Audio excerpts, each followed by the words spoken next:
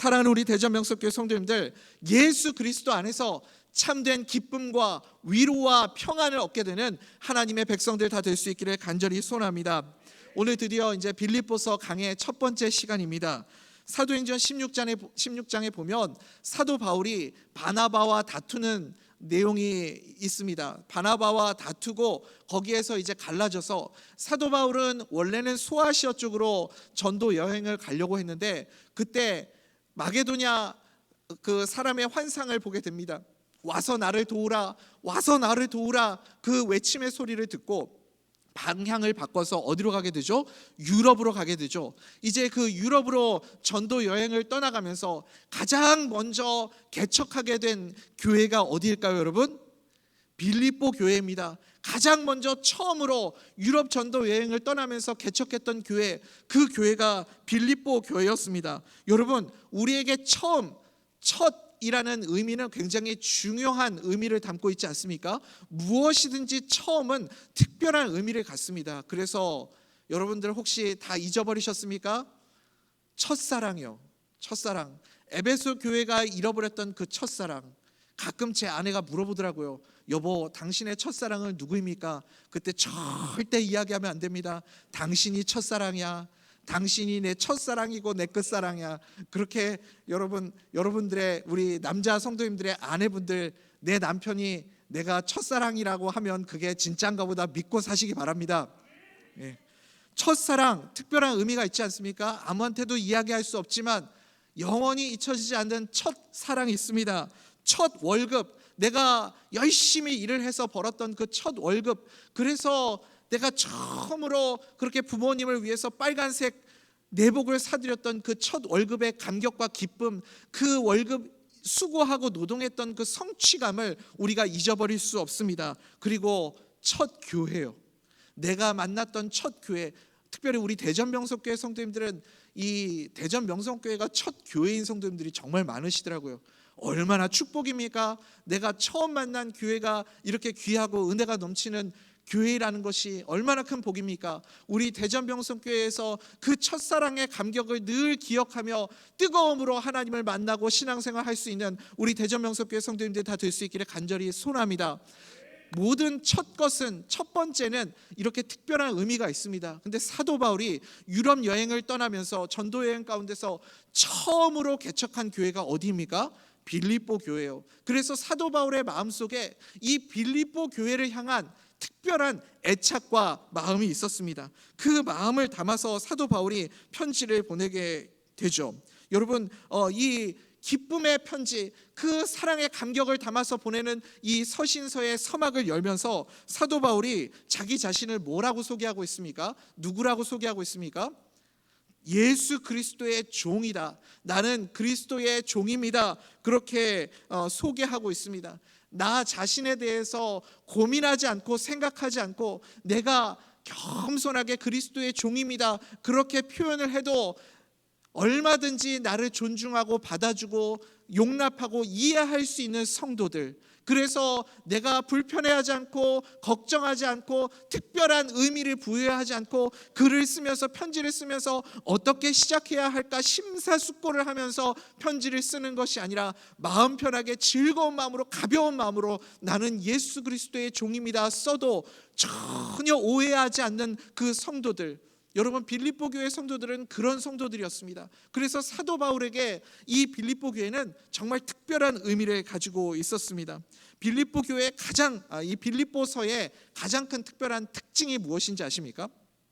빌립보서의 특징은 무엇이냐면 특징이 없다는 겁니다. 이 편지를 쓴 특별한 목적이 없어요. 여러분, 바울이 서신서를 쓸 때는 다른 모든 서신서에는 다 특별한 목적을 가지고 이 서신서를 썼습니다. 그런데 빌립보서만큼은 특별한 목적 없이 그냥 정말 이 성도들이 너무나도 그립고 보고 싶고 만나고 싶은 그 가슴 벅찬 기쁨의 감정을 주체할 수 없어서 이 그리운 심정을 담아 연애 편지를 쓰듯 그 편지를 한 글자 한 글자 담아 빌립보 성도들에게 보내고 있죠. 여러분, 우리가 이렇게 신앙생활 할 때도 그런 관계가 있습니다. 내가 특별한 목적이 있을 때만 연락을 하는 관계가 있어요. 그래서 집사님, 이번에 우리 교회에서 이런 사역이 있습니다. 도와주세요. 함께 동참해 주세요 하면서 연락하는 관계가 있어요. 또 그거 아니어도 특별한 목적이 없어도 그냥 목소리가 듣고 싶고 그냥 만나고 싶고 그냥 이야기가 하고 싶어서 연락을 하는 그런 분들도 계십니다. 여러분, 둘 중에 어느 관계가 더 특별한 관계처럼 보이십니까? 제가 너무 어려운 질문을 드리고 있나요? 그렇죠. 제가 아직 미숙한 부분이 있네요. 우리 담임 목사님처럼 1번, 2번을 드렸어야 되는데, 그죠? 1번, 특별한 이유가 있을 때만 연락하는 관계. 2번, 특별한 이유 없이 아무 때나 그냥 만나고 싶고 듣고 싶고 궁금해서 연락하는 관계. 어느 관계가 더 깊은 관계예요? 2번이죠. 2번. 빌립보 교회가 사도 바울에게 그런 교회였다는 거예요. 빌립보 교회는 특별한 목적과 내가, 여러분들, 하나님의 부름을 받은 내가 사도입니다. 사도, 은사를 받은 하나님의 특별한 사명으로 이방인의 사도로 부름받은 사람이 바로 나, 사도 바울입니다. 그렇게 특별하게 자기 자신을 강조하지 않아도 나는 그저 그리스도의 종입니다. 그렇게만 이야기해줘도 사도 바울의 리더십을 인정하고 용납하고 받아들일 수 있는 교회. 아무 목적 없이 그저 안부를 묻고 싶고 만나고 싶고 또 소식을 듣고 싶은 교회, 그런 교회가 빌립보 교회였습니다. 그러니 이 사도 바울이 빌립보 교회를 어찌 사랑하지 않을 수 있겠습니까? 그래서 사도 바울이 빌립보 교회를 떠올릴 때마다 그 마음속에 떠오르는 감정, 그것이 무엇이었을까요? 기쁨이었습니다. 기쁨. 빌립보서에는 기쁨이라는 단어가 명사형으로 6번, 동사형으로 12번, 그래서 총 몇 번 나왔을까요? 제가 지금 굉장히 심오한 질문을 드리는 거죠. 명사형 6번, 동사형 12번 합치면 몇 번이에요? 6 더하기 12는?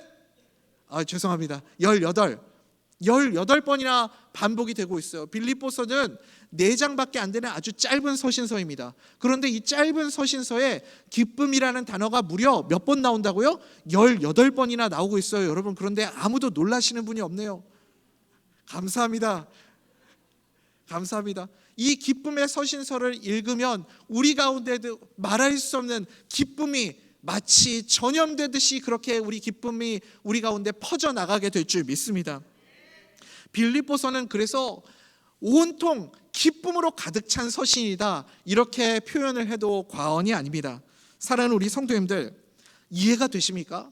지금 사도 바울의 상황을 한번 생각해 보십시오. 사도 바울이 지금 어디에서 이 편지를 쓰고 있나요? 감옥에 갇혀 있잖아요. 감옥에 갇혀 있는 상황에서 기쁘다? 여러분, 이것이 좀 상황에 안 맞지 않습니까?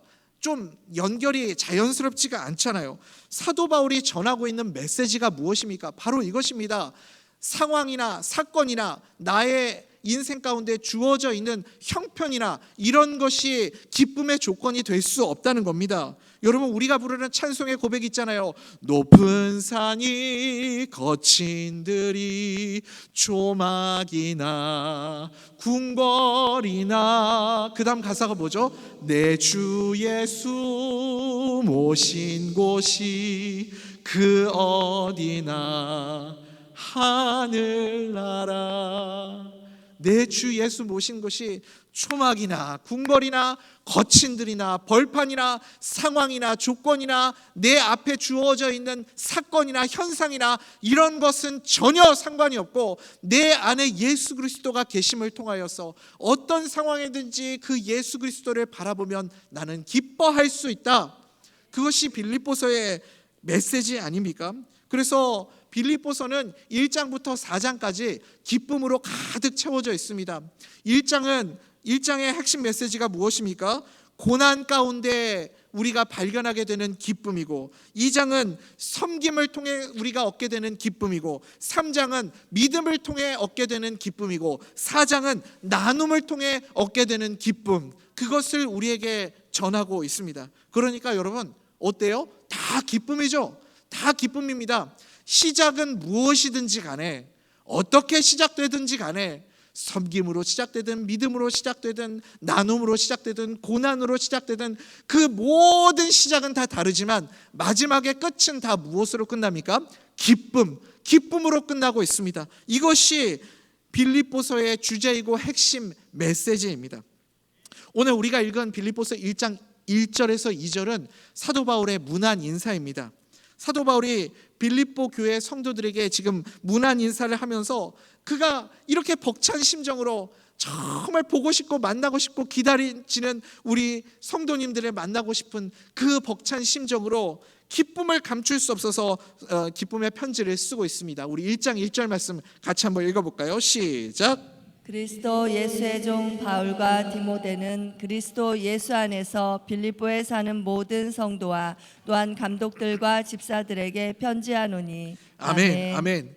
여러분, 사도 바울이 지금 이 편지를 쓰면서 무엇을 생각하고 있는지를 한번 자세히 들여다보십시오.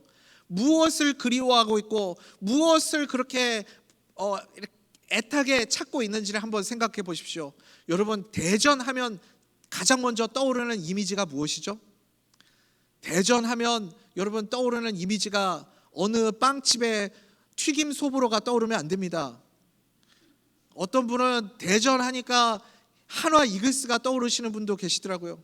어떤 분은 대전하면요, 세상 재미없는 곳이 대전입니다, 이렇게 이야기하시는 분도 있고요. 대전하면 어느 거리에 무슨 밥집이, 국밥집이 맛있는데, 음식집이 맛있는데, 어느 빵집이 맛있는데, 빵집은 빵 굽는 마을이 제일 맛있습니다. 여러분 믿으시기 바랍니다. 아멘을 아무도 안 하시네요.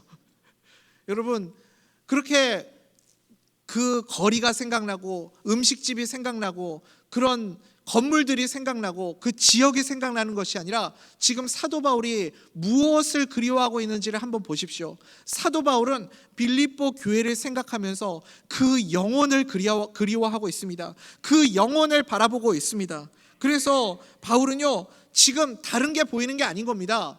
그때 함께 신앙생활하고 함께 뜨겁게 주님을 만났었던 그 영혼들을 그리워하고 있는 모습을 한번 보십시오. 사건이 보이는 것이 아니라 그때 있었던 사건들, 그때 우리 함께 먹었던 것들, 그때 우리가 갔던 곳들이 아니라 지금 그 영혼 그 자체를 그리워하고 보고 있습니다. 그러니까 사도 바울이 항상 기뻐할 수 있었습니다. 여러분, 사도 바울이 어떻게 이 기쁨의 편지를 보낼 수 있었나요? 사도 바울의 관심은 사건이 아니라 사람에게 있었습니다. 다시요, 사도 바울의 관심은 주변의 환경이 아니라 그 영혼을 향해 있는 줄 믿습니다. 그러니 언제든지 기뻐할 수 있는 겁니다. 우리 오늘 전도위원회 헌신 예배를 드리고 있지 않습니까? 우리가 어떻게 기쁨으로 전도할 수 있을까요? 어떻게 이 전도하는 자리마다 기쁨이 가득가득 채워져서 주체할 수 없는 심정으로 복음의 자리, 전도의 자리로 뛰쳐나가게 될까요? 우리 안에 그 영혼을 사랑하는 마음, 그 영혼을 바라보는 마음이 있을 때 우리를 언제든지 기뻐하며 복음을 전하게 될 줄 믿습니다. 사랑하는 우리 대전명석교 성도님들, 우리에게도 이 영의 눈이 뜨일 수 있게 되기를 간절히 소원합니다. 다른 것을 보는 것이 아니라 대전하면 가장 먼저 떠오르는 대전명성교회, 대전명성교회의 그 성도님들, 대전명성교회에서 함께 그렇게 아멘 하면서 뜨겁게 주님을 찬양하고 예배하고 기도하고 말씀 나누었던 그 성도님들이 가장 먼저 떠오를 수 있게 되기를 간절히 소원합니다. 한 영혼의 소중함의 가치를 깨닫고 예수님의 눈으로 그 한 영혼을 바라보게 될 때요, 여러분, 우리도 이 사도 바울의 심정처럼 그 영혼을 바라볼 때 말할 수 없는, 주체할 수 없는 기쁨으로 그 영혼을 대할 수 있게 될 줄 믿습니다. 사도 바울의 인사말이 계속 이어지죠. 우리 2절 말씀 같이 읽어볼까요? 시작. 하나님 우리 아버지와 주 예수 그리스도로부터 은혜와 평강이 너희에게 있을지어다. 아멘. 아멘. 2절에서도 역시 관심은 영혼밖에 없습니다. 성도들의 마음속에 예수님의 은혜와 예수님의 평강이 가득하기를 축복하고 있습니다. 어떻게 감옥에 있는 사람이 감옥 밖에 있는 사람을 이렇게 축복할 수 있을까요? 감옥 안에 있는 사람이 감옥 밖에 있는 사람에게 어떻게 은혜를 말할 수 있고 평강을 말할 수 있을까요? 감옥 안에 어울리는 말은 무엇일까요? 감옥에 갇혀 있는 사람에게 어울리는 단어는요, 은혜가 아니고 평강이 아니고 축복이 아닙니다. 감옥 안에 갇혀 있는 사람은 원망이고 원통함이고 복수심이고 한숨이고 증오하는 마음입니다. 그런 마음들이 감옥 안에 갇혀 있는 사람들의 마음 아닐까요? 그런데 지금 사도 바울은 그런 마음이 아니라 축복하고 사랑하고 그리고 평안을 말하고 은혜를 말하고 있지 않습니까? 어떻게 그럴 수 있었을까요? 사도 바울이 감옥 안에 있지 않았기 때문입니다. 무슨 소리 하나, 지금 이 목사가 저녁을 잘못 먹었나? 지금 여러분들 아멘을 아무도 안 하시니까 제가 당황을 한 것 같잖아요. 그렇지 않고요. 사도 바울은 지금 감옥 안에 있는 게 아닙니다. 여러분, 어디에 있습니까? 사도 바울은 예수 그리스도 안에 있는 줄 믿습니다. 사도 바울이 감옥 안에 갇혀 있는 게 아니에요, 여러분. 예수 그리스도 안에 갇혀 있기 때문에 사도 바울은 기뻐하며 은혜를 말하고 축복을 말하며 평안을 말할 수 있는 줄 믿습니다. 여러분, 우리가 지난 시간에 골로새서 함께 나누었잖아요.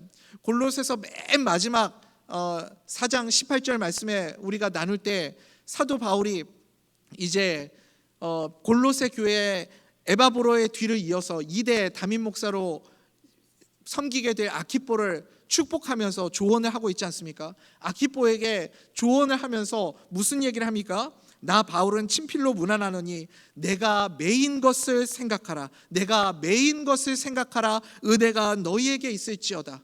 여러분, 사도 바울이 매인 것을 생각하는데 어떻게 은혜가 될 수 있을까요? 지난 시간에 우리 나눴는데 벌써 다 잊어버리셨습니까? 사도 바울이 매였는데 어떻게 은혜가 될 수 있을까요? 사도 바울은 지금 감옥에 갇혀 있는 게 아니라니까요. 사도 바울은 누구에게 매여 있냐면 예수 그리스도에게 매여 있는 겁니다. 나 스스로가 사망이나 곤고나 핍박이나 그 어떤 환난이나 그 어떤 것으로도 끊을 수 없는 예수 그리스도의 사랑의 줄로 나를 굳게 잡아 매어 주소서. 그 끊을 수 없는 사랑의 줄로 내가 매어 있는 것을 생각하라. 그러면 은혜가 너에게 항상 있을지어다. 사도 바울이 예수 그리스도에 매어 있다는 그 자체가 은혜가 되는 건 아니겠습니까? 그래서 사도 바울도 지금 똑같은 얘기를 하고 있는 거죠. 내가 그리스도 예수 안에 있다. 나는 감옥에 갇혀 있는 것이 아니라 예수 그리스도 안에 있기 때문에 모든 성도들을 향해서, 그리운 성도들, 보고 싶은 성도들, 그 만나고 싶은 성도들을 향해서 위로를 말할 수 있고 축복을 말할 수 있고 은혜와 평강을 말할 수 있는 줄 믿습니다. 예수 안에 있는 사람은요, 내 상황과 내 처지와 상관없이 주님이 주시는 기쁨을 우리 주변에 있는 모든 사람들에게 흘려보낼 수 있게 될 줄 믿습니다. 상황과 처지와 상관없습니다. 내가 지금 어떤 상황에 있고, 내가 지금 어떤 형편에 있고, 내 지금 주변 환경이 지금 어떤 환경이 있다, 그거와 상관없이 내가 예수 그리스도 안에 있으면 나는 주변에 있는 사람들에게 은혜를 말할 수 있고 평강을 말할 수 있고 축복을 말할 수 있게 됩니다. 여러분, 내가 주 안에 있는지 주 밖에 있는지 어떻게 확인할 수 있을까요? 내가 예수 그리스도 안에 있는지 예수 그리스도 밖에 있는지 여러분 어떻게 확인할 수 있을까요? 사도 바울이 하고 있는 말을 보십시오. 사도 바울의 언어, 사도 바울이 은혜를 말하고 축복을 말하고 평강을 말하고 있지 않습니까? 우리의 언어를 보면 내가 예수 그리스도 안에 있는지 예수 그리스도 밖에 있는지를 금방 확인할 수 있습니다. 주님 안에 있는 사람과 예수 밖에 있는 사람은 언어가 본질적으로 다르기 때문에 그렇습니다. 사도 바울이 감옥 안에서도 어둠의 언어, 실패의 언어, 절망의 언어, 슬픔의 언어를 말하지 않았습니다. 어떻게 그럴 수 있었을까요? 아니, 사도 바울은 그런 언어 자체를 사용할 수가 없었습니다. 왜요? 그는 처음부터 감옥에 있었던 것이 아니라, 감옥 안에 갇혀 있었던 것이 아니라 예수 그리스도 안에 있었기 때문입니다. 그 모든 순간에 예수 그리스도 안에, 주님 안에 있었기 때문에, 그래서 축복의 말이, 은혜의 말이, 그리고 평안을 말하는 말이 그 입에서 쏟아 나올 수 있었습니다. 결국은 여러분, 예수 그리스도 안에 있을 때, 그 영혼을 바라볼 때 예수 그리스도 안에 있는 사람만 영혼을 바라보며 축복을 말할 수 있고 복음을 말할 수 있고 사랑을 말할 수 있고 은혜를 말할 수 있습니다. 우리 사랑하는 전도위원회 여러분들, 그리고 대전명석교회 성도님들, 우리가 이것을 기억해야 됩니다. 내 열심이 아니고요, 내 열정이 아니고요, 내가 예수 그리스도 안에 머물러 있으면 저절로 그 은혜가 흘러가게 될 줄 믿습니다. 예수 그리스도 안에 있으면 감당할 수 없는 그 감격적인 사랑이 뿜어져 나오게 될 줄 믿습니다. 상황을 바라보십시오. 상황을 바라보면 기쁨이 없습니다. 현상을 바라보면 기쁨이 없어요. 그런데 영혼을 바라보면 기쁨이 넘쳐나게 될 줄 믿습니다. 어느 늦은 아침 시간이었어요. 출근 시간이 한참 지난 아침 시간에 한산한 지하철을 이제 많은 승객들이 타고 가고 있었습니다.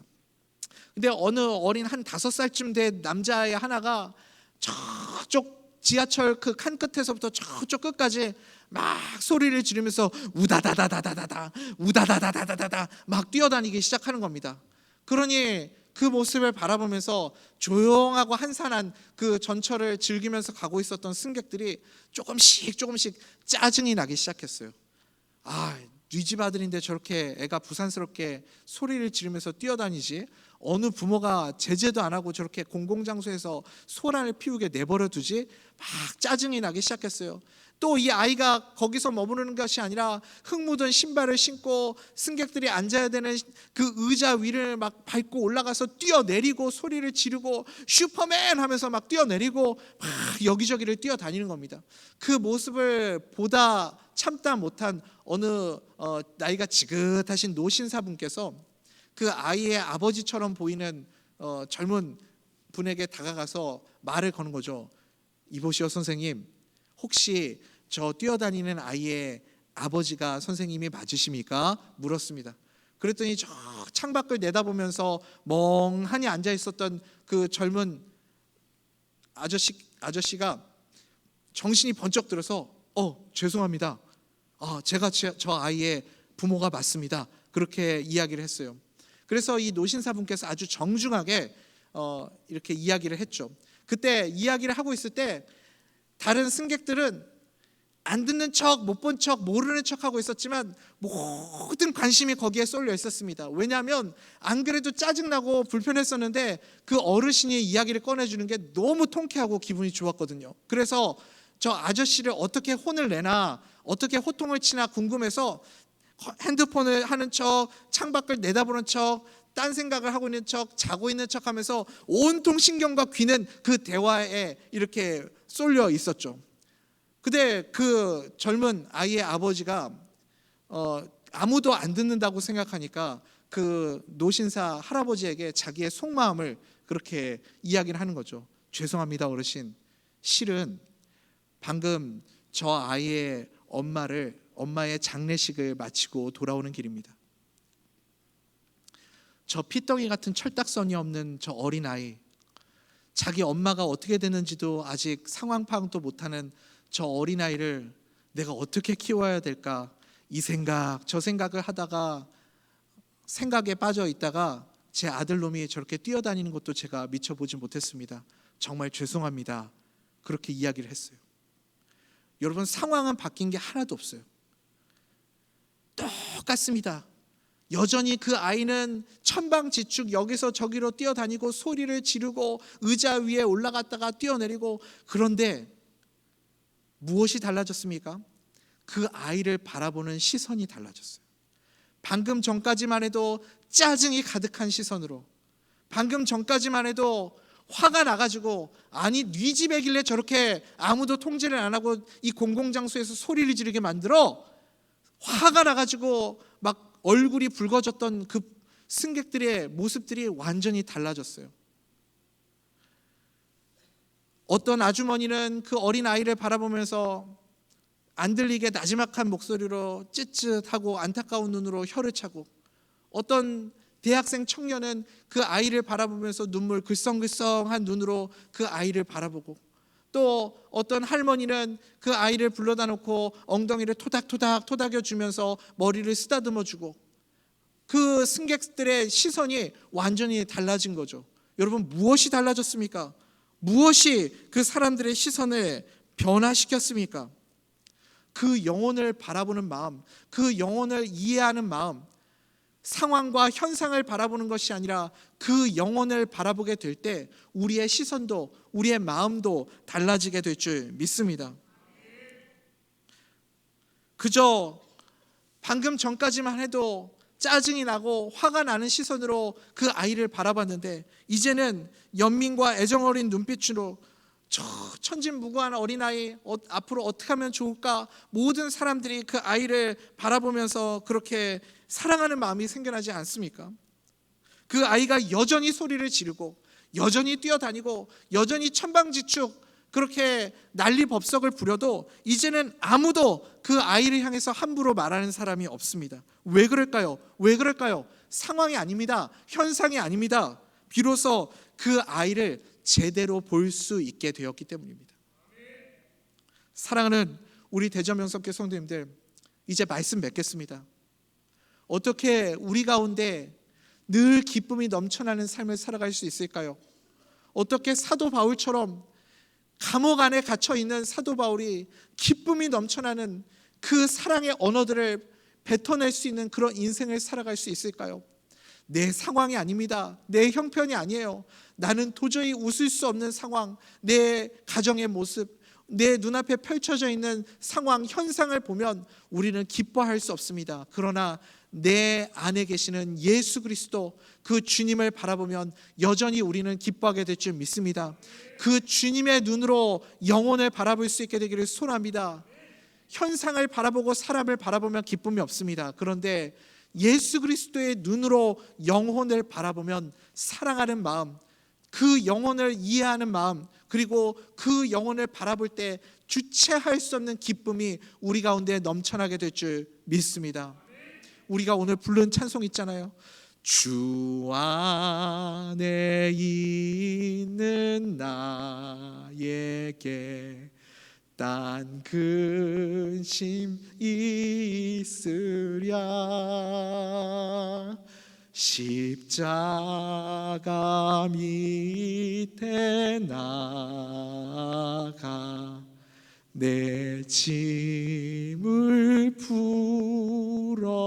풀었네. 사랑하는 우리 대전명석교회 성도님들, 주 안에 내가 있음을 여러분 기억하시기 바랍니다. 내가 예수 그리스도 안에 있다. 내가 예수 안에 있다. 그 주님 앞에 나와 내 모든 것들을 다 쏟아내시기 바랍니다. 십자가 앞에 나와서 쏟아내시기 바랍니다. 십자가를 붙잡고 쏟아내시기 바랍니다. 우리를 이해하지 못하실 분이 아닙니다. 그분은 우리의 모든 고난과 아픔을 겪으신 분 아닙니까? 그 십자가 앞에 나와, 그 보좌 앞에 나와 우리의 모든 것을 쏟아 부을 때 주님께서 우리의 모든 짐들을 가져가시고 말할 수 없는 기쁨 우리에게 채워주시는 은혜 허락하여 주실 줄 믿습니다. 그럴 때 우리는 영혼을 바라보는 눈이 뜨이는 거예요. 그럴 때 영혼을 사랑하고 축복의 언어, 사랑의 언어, 평화의 언어, 상황과 형편과 상관없이 내 입에서 하나님의 언어, 예수 그리스도의 안에 있는 그 언어들을 말하게 될 줄 믿습니다. 그 사랑의 언어로 영혼들을 살려내고 건져내어 함께 신앙생활하는 기쁨을 누리는 우리 대전명석교회 성도님들 다 될 수 있기를 간절히 소원합니다.